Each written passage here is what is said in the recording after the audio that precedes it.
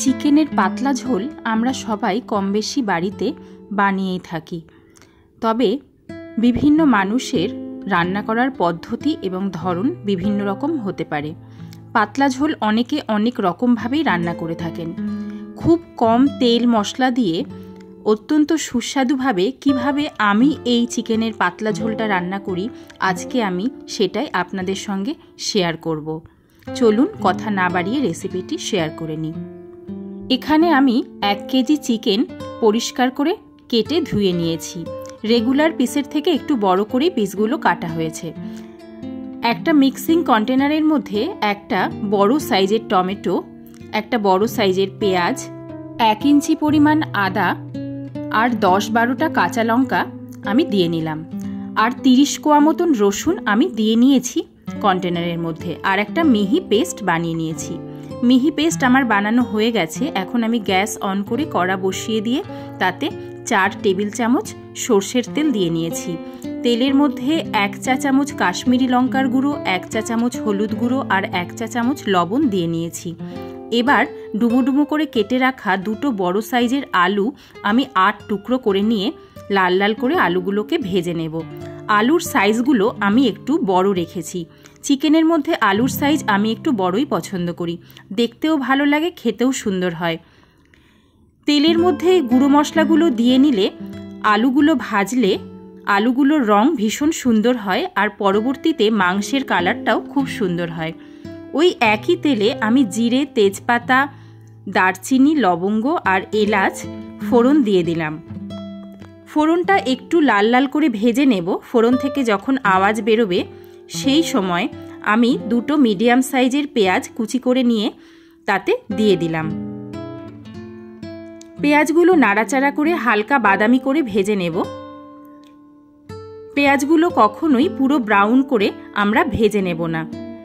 হালকা বাদামি করে ভাজা হয়ে গেলে বেটে রাখা মশলাটা আমি এই পর্যায়ে অ্যাড করে দিলাম। এখন মশলাটা কিছুক্ষণ সময় হাই ফ্লেমে নাড়াচাড়া করে নেব। যতক্ষণ না পর্যন্ত মশলাটার কাঁচা গন্ধ বেরিয়ে যায় ততক্ষণ একটু ভেজে নিতে হবে। তারপর দিয়ে দিলাম রঙের জন্য 1 চা চামচ হলুদ, 1 চা চামচ কাশ্মীরি লঙ্কার গুঁড়ো আর দিয়ে দিলাম খুব সামান্য পরিমাণ জিরের গুঁড়ো।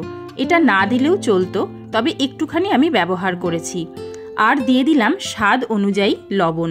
লবণটা আমি এই পর্যায়ে পুরোটাই অ্যাড করে দিয়েছি, পরবর্তীতে আর আমি লবণ দেব না।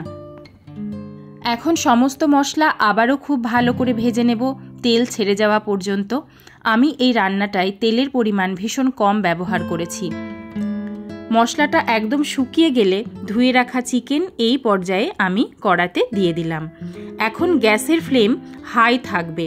হাই ফ্লেমে মাংসগুলো ভালো করে ভেজে নিতে হবে কিছুক্ষণ সময় ধরে। মাংসগুলো নাড়াচাড়া করে লাল লাল করে হাই ফ্লেমে আমরা ভেজে নেব, যাতে মাংসের বাইরে একটা শক্ত লেয়ার তৈরি হয়ে যায় আর মাংসগুলো হাড় থেকে ছেড়ে না যায়, যাতে গোটা গোটা মাংসগুলো থাকে। সেই জন্য হাই ফ্লেমে মাংসগুলো ভেজে নিতে হবে।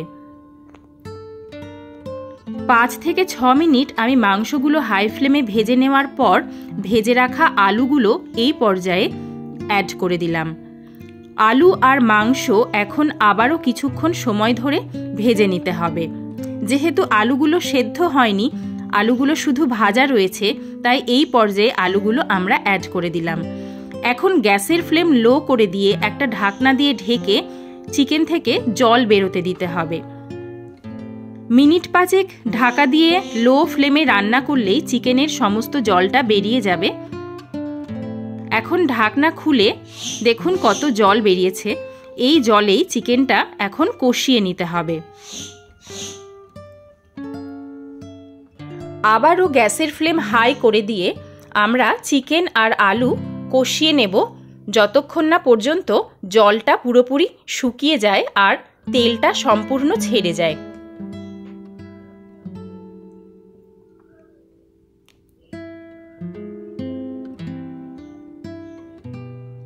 এইভাবে চিকেন কষিয়ে নিলে চিকেনের স্বাদটা কিন্তু খেতে হয় দুর্দান্ত।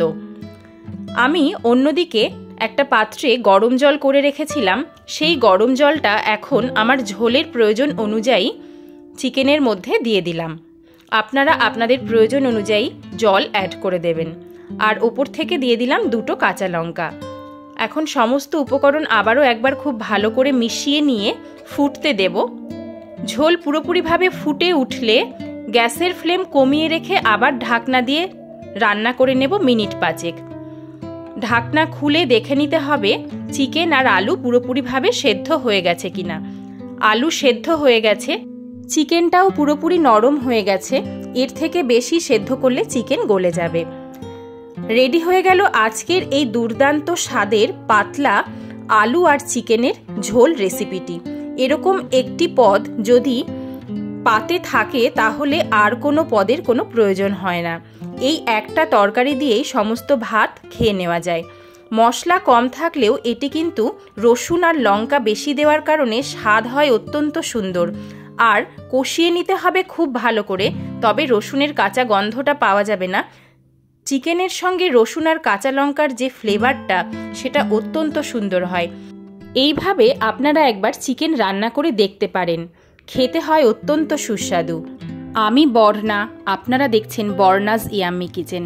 আমার ভিডিওগুলো যদি আপনাদের ভালো লাগে আমার চ্যানেলটি সাবস্ক্রাইব করার অনুরোধ রইল। সকলে ভালো থাকবেন, সুস্থ থাকবেন। ধন্যবাদ।